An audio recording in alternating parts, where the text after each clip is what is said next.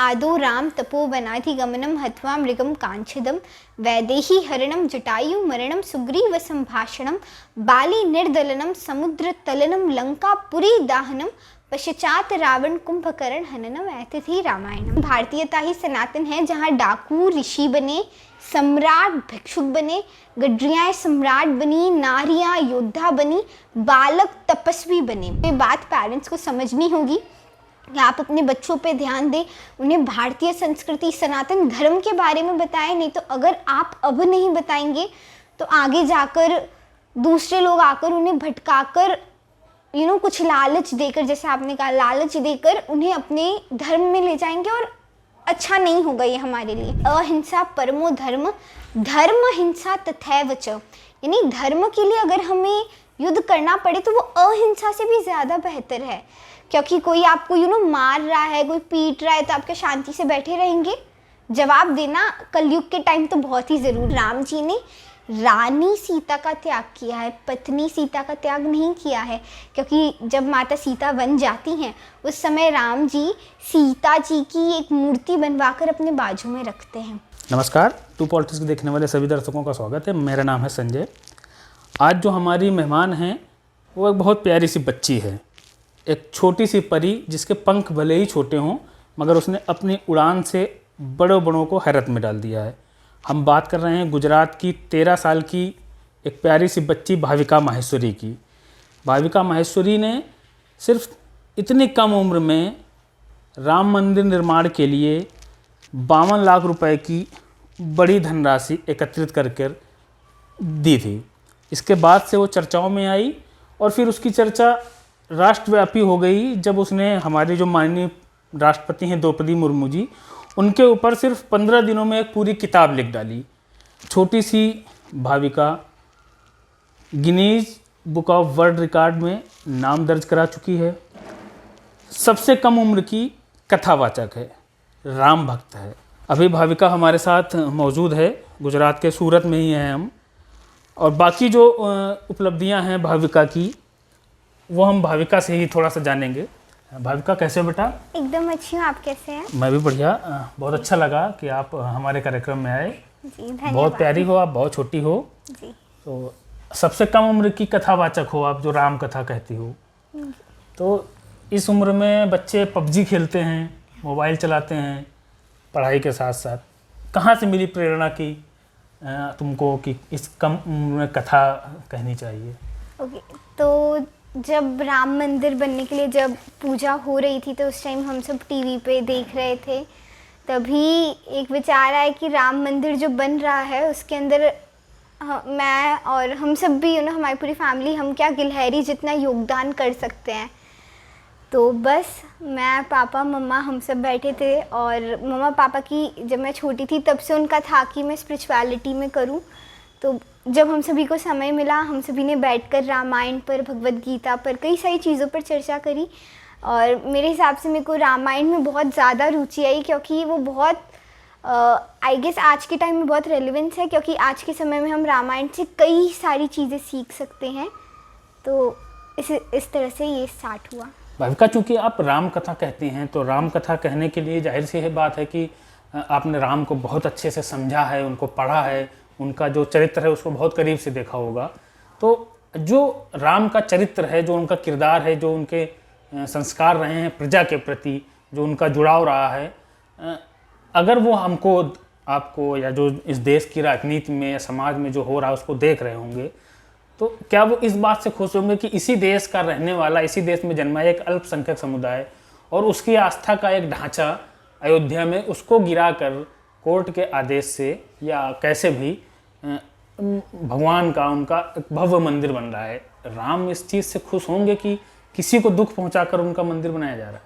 Okay, तो ये answer मैं ऐसे कहूँगी कि हम सभी को पता है कि वहाँ पे राम मंदिर ही था और वहाँ पे राम जी का जन्म हुआ था। तो पर कुछ कुछ सालों पहले बाबर आए, बाबर ने कुछ स्ट्रक्चर खड़ा किया अपना, पर 1992 में बहुत से लोग अग्रेशन में आकर भीड़ में थे, तो भीड़ को कंट्रोल करना it's very hard to control, lots of people, तो बहुत मुश्किल था। पर भीड़ में आकर, अग्रेशन में आकर लोगों ने वो जो स्ट्रक्चर था उसे थोड़ा तोड़ दिया। अब ऐसा नहीं है कि वो स्ट्रक्चर टूटने के बाद मंदिर बना, नहीं, कई सालों तक ये जो बात है ये कोर्ट के अंदर चलती रही और जो दूसरे जो लोग थे उन्हें भी अपना पक्ष रखने का अवसर मिला, पर उनके पास कोई एविडेंस प्रूफ नहीं था, इस वजह से उनका नहीं हुआ। तो उन्हें, और अगर हम देखें तो हमारे पास वो एविडेंस थे, वो प्रूफ थे जो कोर्ट के अंदर प्रूफ हुए, और कोर्ट ने जब अप्रूव किया तभी जब हमारा भव्य राम मंदिर है वो बनने जा रहा है। तो definitely I guess Ram ji खुश होंगे इस बात से कि उनका जो मंदिर है जहाँ पे उनका जन्म हुआ था, आज फिर से वहीं पर भव्य मंदिर बनने जा रहा है। अगला सवाल है भव्य का कि जो हमारा सनातन हिंदू धर्म है, एक समय में ये बहुत डोमिनेंट रिलीजन हुआ करता था, आधी दुनिया में करीब फैला हुआ था, इसके मानने वाले थे। फिर इसके बाद ये अचानक जो है सिकुड़ने लगा, जहाँ दूसरे धर्म हैं वो तेज़ी से बढ़ रहे हैं, वहीं हमारा जो धर्म है वो सिकुड़ता चला गया। आपके हिसाब से क्या रीजन है? पहला जात पात, सेकंड आज का यूथ, और जो थर्ड है वो अहिंसा। तो पहला जो जात पात, तो जात पात हमारे यहाँ पे था ही नहीं। जो यहाँ पे हमारे वर्ण थे, जो जैसे ब्राह्मण, क्षत्रिय, वैश्य, शूद्र, अगर आप ब्राह्मण हैं पर आप शूद्र जैसे काम करते हैं तो आप शूद्र हैं, परंतु आप शूद्र हैं और ब्राह्मण की तरह कार्य करते हैं तो आप ब्राह्मण हैं। तो ये वर्ग बनाए गए थे ताकि आइडेंटिफाई कर पाए कि ये ब्राह्मण है, ये क्षत्रिय, ये वैश्य और ये शूद्र। हमारी संस्कृति में जातिवाद तो था ही नहीं, ये लाया गया है ताकि हम सब जो अभी मिल रहे हैं, जो जैसे अगर कभी किसी को मुक्का मारना होता है तो हमें ये पूरा ऐसे करके ही मार। अब जैसे अगर आप देखें कि हनुमान जी जब लंकिनी को वहाँ जाते हैं तो गोस्वामी जी लिखते हैं मुठिका बनाकर हनुमान जी ने लंकिनी को मारा। तो मुठिका क्या है? ये जो चार है, ये चार वर्ण हैं।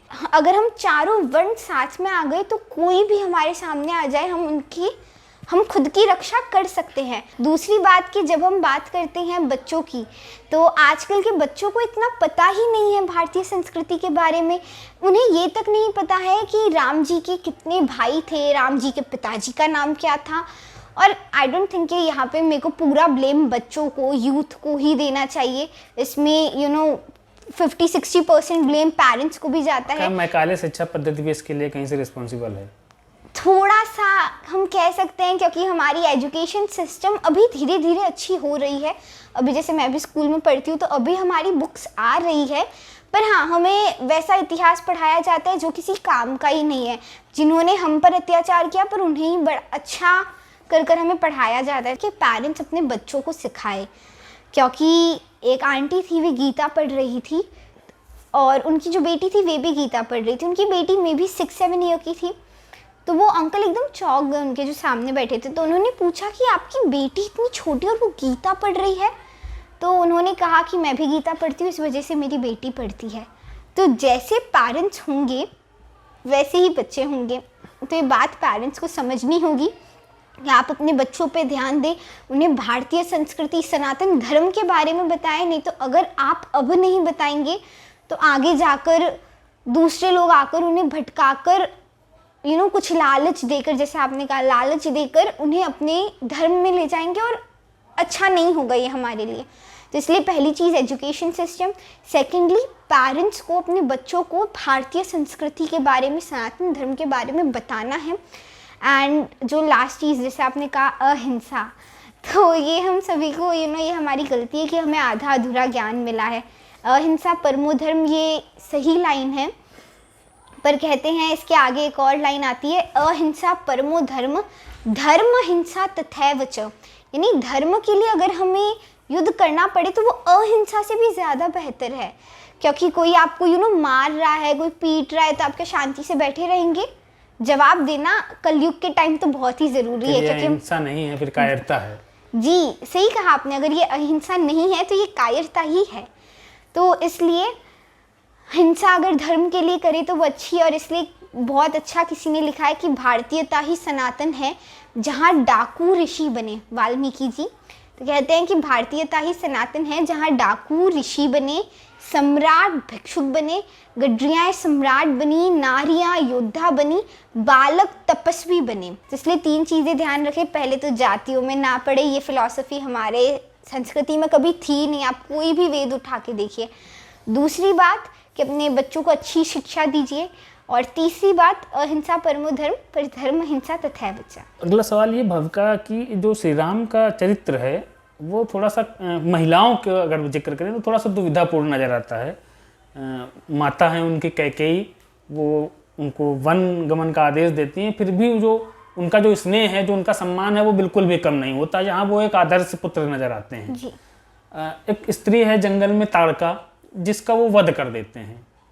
एक तीसरी स्त्री है कथा में, राम कथा में अहिल्या, जिनका वो उद्धार करते हैं। और फिर जब बात आती है उनकी अपनी पत्नी की, तो जो उत्तर रामायण है, हालांकि इसको कुछ लोग कहते हैं कि बाद में जोड़ी गई, बट इसके कोई सबूत नहीं है। तो जो एक्चुअली में लिखा हुआ है उसमें, वो किसी ने भी लिखा हो, उस पर नहीं जाते हैं, कि वो अपनी पत्नी का भी त्याग करते हैं एक धोबी के कहने पर।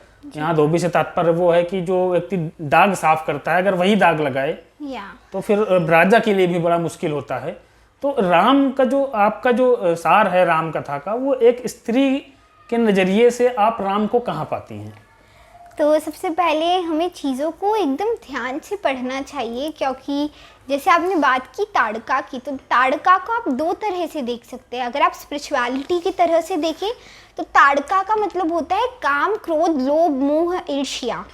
तो ये सबको मारना तो एकदम आवश्यक है। अगर आपके अंदर ये सब चीज़ें हैं और आप इसे मार नहीं रहे तो आप सही काम नहीं कर रहे हैं। तो अगर स्पिरिचुअलिटी की नज़र से देखें तो राम जी ने ताड़का को मारा, बहुत अच्छा किया। और अगर आज की नज़र से देखें तो आज की नज़र में ये कहते हैं कि अगर कोई स्त्री है पर उनमें स्त्री जैसे गुण ही नहीं है, वो गलत काम कर रहे, तो क्या हम उन्हें सपोर्ट करेंगे? डेफिनेटली हम नहीं करेंगे।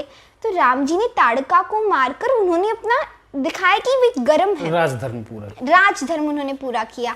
और वही अगर आप अहिल्या जी के पास आए तो अहिल्या जी को समाज से निकाल दिया गया था, तो भी राम जी उन्हें लेकर आए, क्योंकि राम जी दिखाना चाहते कि वे बताना चाहते कि कहाँ हमें गर्म होना है, कहाँ नरम रहना है, कहाँ आदेश करना है, कहाँ आग्रह करना है। ये चीज़ हमें राम जी से सीखनी चाहिए।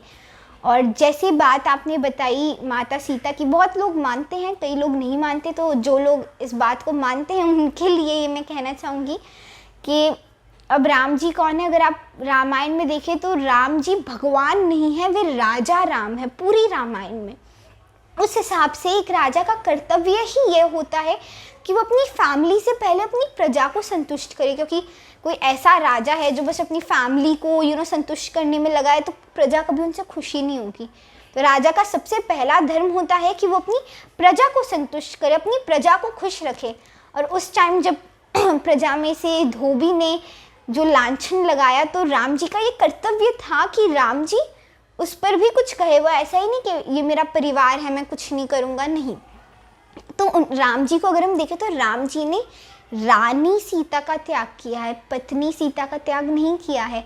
क्योंकि जब माता सीता वन जाती हैं उस समय राम जी सीता जी की एक मूर्ति बनवाकर अपने बाजू में रखते हैं। अगर कोई लोग कहते हैं कि राम जी को अपनी पत्नी से प्रेम नहीं होता तो राम जी क्यों जाते अपनी पत्नी को बचाने?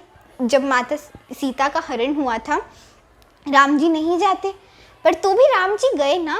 तो इसलिए राम जी को पता है कि कब उन्हें अपना पति धर्म निभाना है, कब उन्हें अपना राज धर्म निभाना है। उन्हें इन चीज़ों के बारे में पता है कि मुझे कैसे इसे बैलेंस करना है और कैसे डिफ्रेंशिएट करना है, which is very important nowadays. इसीलिए राम जी मर्यादा पुरुषोत्तम राम है। और किसी ने बहुत अच्छा कहा है कि राम एकांत भी है, समागम भी, राम मार्ग भी है, लक्ष्य भी, राम जीवन भी है, मुक्ति भी, राम युद्ध भी है, युक्ति भी, राम मनहर भी है, मनस्वी भी, राम राजा भी है, तपस्वी भी, राम आराध्य भी है, आराधना भी, राम साध्य भी है, साधना भी, राम मानस भी है, गीता भी, राम राम भी है, सीता भी, राम धारणा भी है, धर्म भी, राम कारण भी है, कर्म भी, राम युग भी है, पल भी, राम आज भी है और कल भी। भाविका, राम मंदिर निर्माण के लिए आपने अकेले 52 लाख रुपए की समर्पण निधि इकट्ठी की थी। ये बहुत बड़ी रकम है। और एक 13 साल 12, उस समय कितनी उम्र रही होगी आपकी? 10-11 साल या 11 उस समय जिसमें 11 साल की बच्ची के लिए 52 लाख रुपए कलेक्ट करके समर्पण राशि के रूप में राम मंदिर के लिए देना बहुत बड़ी बात है, लोगों की सोच से परे है। कैसे मुमकिन किया? जब शुरू किया तो विश्वास था कि इतना समर्पण निधि आप इकट्ठा कर पाएंगे? ओके, तो स्टोरी कुछ ऐसी है कि जब हम बैठे थे और जब टीवी पे जब चल रहा था कि राम मंदिर अभी बनने जा रहा है, तो उस टाइम एक स्टोरी मैंने सुनी थी कि जो स्क्विरल होती है गिलहरी, तो राम सेतु बन रहा था तो वो गिलहरी भी रेत पे ऐसे ऐसे करती, फिर जहाँ पे भी पत्थर के बीच में गैप होता उसके अंदर फिर से जाके करती, ऐसे ऐसे उलट पुलट होती।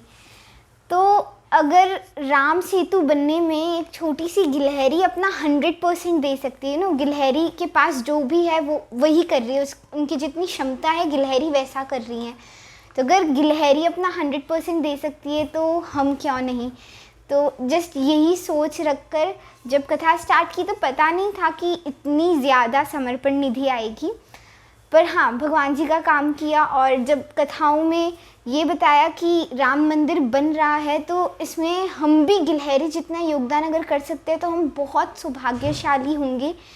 तो ये बातें बताई और आई गेस ये राम जी का कार्य है। राम जी ने हमें कितना कुछ दिया, उन्होंने अयोध्या दी, उन्होंने हमें राम राज्य दिया, उनकी वजह से ही तो आज हम सब है। तो राम जी ने जितना हमें दिया उसके सामने 52 लाख तो कुछ भी नहीं है। सूरत सेंट्रल जेल में आपने कैदियों के लिए मोटिवेशनल प्रोग्राम किया था जहाँ आपने राम कथा सुनाई थी उनको। तो जेल में तो हर तरह के कैदी होते हैं और आपकी उम्र बहुत छोटी है जो छोटी से छोटी चीज़ को कैप्चर करती है। तो कैसा रहा अनुभव कैदियों के बीच जाकर के राम कथा कहना, और क्या आपने कुछ देखा है उनमें पॉजिटिविटी? जी मैं आपको बताती हूँ कि जब अभी जस्ट मैं 14 टर्न हुई हूँ और जस्ट 3 इयर्स पहले जब मैं 11 की थी तब मैं गई थी लाजपुर जेल में, और मैंने उससे पहले जेल टीवी और उन सब में ही देखा था और मेरे माइंड में वैसा ही था। पर जब मैंने जेल को देखा, इतनी बड़ी जेल और हर जगह पुलिस खड़ी है, मैं डरी। मैं आई गेस वो दिन मेरी लाइफ का बेस्ट डे था। और सेकेंडली वो दिन में मैं बहुत डरी हुई थी, बहुत नर्वस थी, क्योंकि मेरे सामने 3000 कैदी थे और कैदी भी कोई मामूली से नहीं थे। उन्होंने किसी ने 6 जनों का मर्डर किया था। एक आंटी थी जिन्होंने अपने सब फैमिली मेम्बर्स को मार दिया। और मैं उस टाइम बहुत छोटी थी तो मैं डरती बहुत थी, अभी भी मैं डरती हूँ, पर उस टाइम बहुत ज़्यादा डर लगता था। पर हाँ, डरते डरते मैं स्टेज पे गई। मैंने एक चीज़ नोटिस की कि जब मैं स्टेज पे चढ़ रही थी, नीचे जितने भी जो कैदी थे, जो प्रिजनर्स थे, मैं घूर कर देख रहे थे। और जैसे ही मैं नीचे उतरी उनके फेस पर एक स्माइल थी और उनकी स्माइल से ये झलक रहा था कि जो भी मैंने कहा है अभी उन्हें रिग्रेट हुआ है और फिर से वो काम नहीं करेंगे। तो हाँ, वो दिन बहुत एडवेंचरस डे था। बोलते टाइम डरी हुई थी, नीचे उतरी तो बहुत खुश थी। आपसे जो है हेमंता शर्मा जो है आसाम के चीफ मिनिस्टर हैं, वो भी मिले थे और पर्सनली आपसे बड़ा इम्प्रेस हुए थे, आपको अपना पर्सनल नंबर दिया था। कई बड़े बड़े लोग यहाँ पर गुजरात के भी जो सीएम थे उन्होंने आपको सम्मानित किया था। तो क्या क्या उपलब्धियां हैं एक बार बता दीजिए सारी, जो भी आपकी अभी तक उम्र की उपलब्धियां हैं। ओके, तो मैं एक मोटिवेशनल स्पीकर, स्पिरिचुअल ओरेटर, साथ में मैं एंटरप्रेन्योर भी हूँ। मेरी कंपनी है जो भारत सरकार में रजिस्टर्ड है। जैसे मोबाइल एडिक्शन की हमने बात की तो हम प्रोडक्ट बनाते हैं फ्लैश कार्ड्स, ताकि जो बच्चे मोबाइल ज़्यादा यूज़ करते हैं वो मोबाइल की बजाय हमारा फ्लैश कार्ड्स यूज़ करें। और अगर किसी को आईएएस की तैयारी करनी है, यूपीएससी की तैयारी करनी है, तो उसमें जीके बहुत इंपॉर्टेंट होता है। जीके के फ्लैश कार्ड्स बनाए हैं हमने ताकि बचपन से ही वो बात हमारे अंदर आ जाए। एंड उसके बाद हमने इंग्लिश पर फ्लैश कार्ड्स बनाए हैं ताकि इंग्लिश अच्छी। हाल ही में जो 1 लाख की कंपनी थी उसे 1 करोड़ की वैल्यूएशन मिली। सेकंड, मेरा नाम गिनीज बुक में है। थर्ड, मैं बेटी बचाओ बेटी पढ़ाओ की ब्रांड एम्बेसडर हूँ। देन मैं बहुत सारे जनों से मिली और मेरे को उनसे मिलकर जब हम उनसे मिलते हैं जिन्होंने कई बड़े बड़े काम किए तो उनसे इंस्पिरेशन मिलती है। भूपेंद्र जी पटेल जी और हेमंत बिश्वा जी, असम के सीएम। तो जी, ये सब उपलब्धियां हैं। लाजपुर जेल में कथा, और जब कोविड था तो लोग कोरोना से ज़्यादा उसके विचार से उनकी डेथ हो रही थी, तो कोविड आइसोलेशन में जाकर वहाँ पर कथा करनी। अब तक मैं 9 स्टेट्स में जा चुकी हूँ। 100+ स्कूल, कॉलेजेस एंड यूनिवर्सिटीज़ में मैंने बोला है। मोबाइल एडिक्शन पर 10,000 से भी ज़्यादा बच्चों को अवेयरनेस फैलाई है। तो आई गेस ये सब है और भी बहुत कुछ, पर अभी आ नहीं रहा है माइंड में। भाविका, आपके लिए मेरा आखिरी सवाल है कि जो आज का हिंदू जनमानस है उसके सामने वैसे तो बहुत सारी चुनौतियां हैं, पर जो सबसे बड़ी 2 चुनौतियां हैं, क्योंकि आप बच्ची हैं और उम्र से ज़्यादा आपको तजुर्बा है, जो आपका माइंड का जो स्ट्रक्चर है वो हमको लगता है ज़्यादा आपकी उम्र की बच्चियों से ज़्यादा बड़ा है। तो मैं एक क्वेश्चन पूछ लेता हूँ, क्योंकि ये बड़ों के लिए है जो दो सबसे बड़ी समस्याएं हैं, धर्मांतरण जिस पर हम लोग बात कर चुके हैं, और एक लव जिहाद। ये दो सबसे बड़ी चुनौतियां हैं आज हिंदू बच्चियों को बचाने में, और जो छोटा तबका है हिंदू धर्म का उसको बचाने में। दोनों पे कानून है, मगर ये कितना कारगर है ये इस बात पर डिपेंड करता है कि हम इन चुनौतियों से कैसे निपटते हैं। कानून बना देना आसान है, बट उसको लागू करना एज इट इज़ बड़ा मुश्किल होता है। तो क्या राम और राम कथा में ऐसा कुछ है, कुछ ऐसी प्रेरणा है कि इन चुनौतियों से निपटने में कारगर हो सके? जी है ना, जैसे अगर आप रामायण का एक प्रसंग है कि जब राम जी धनुष को प्रत्यंचा चढ़ाते हैं तो माता सीता वरमाला पहनाने आती है। तो उस समय राम जी कहते हैं कि मैं वरमाला नहीं पहन सकता क्योंकि मेरे माता पिता की आज्ञा नहीं है। ये बात कहकर विश्वामित्र जी जाते हैं, आज्ञा लेकर आते हैं, फिर वे वरमाला पहनते हैं। तो यानी राम जी जो उस टाइम सब राजा थे कि सीता जी हमसे विवाह कर ले, हमसे विवाह कर ले। राम जी ने धनुष को तोड़ लिया, पर तो भी उन्होंने अपने पेरेंट्स की आज्ञा के बिना कुछ नहीं किया। तो मैं यही कहूँगी कि अगर आप अपने पेरेंट्स के नहीं हो सके तो इस दुनिया में किसी के भी नहीं हो सकते। और अगर आप अपने पेरेंट्स की बात नहीं मानेंगे तो उसके आगे के जो हम न्यूज़ में पढ़ते हैं क्या क्या होता है, तो वो सब देखना पड़ेगा। इससे बेहतर है कि अभी ही आप अपने पेरेंट्स की बात मानने लग जाइए, क्योंकि दो ही जन हैं पूरी दुनिया में जो चाहते हैं कि आप खूब तरक्की करें, वो और कोई नहीं, हमारे मम्मा पापा ही हैं। उनकी बात मानिए। और जैसे आपने कहा चुनौती तो हर जगह आती है। राम जी के जीवन में कितनी चुनौतियाँ आई। जो दही वड़ा है उसे भी जब हम बनाते हैं तो कहते हैं कि नर पलट नारी भया, गंग नीर में नाया, पत्थरों की रगड़न से ही खारा मीठा सहन किया, तेल कढ़ाई ताया तब मैं बड़ा कहलाया। यानी जो दही वड़ा का जो वड़ा बनता है, तो नर पलट नारी भया, गंग नीर में नाया यानी पानी में रखते हैं, पत्थरों की रगड़न से ही यानी मिक्सी में हम उसे पीसते हैं, खारा मीठा सहन किया यानी हमें भी अपनी लाइफ में खारा मीठा सहन करना पड़ता है, तेल कढ़ाई ताया तब मैं बड़ा कहलाया। तो एक डिश को बनने में भी अगर इतना स्ट्रगल हो रहा है तो हम तो इंसान हैं। अगर हमें भी एक इंसान से अच्छा इंसान बनना है तो उसमें भी थोड़ा संघर्ष तो होगा ही।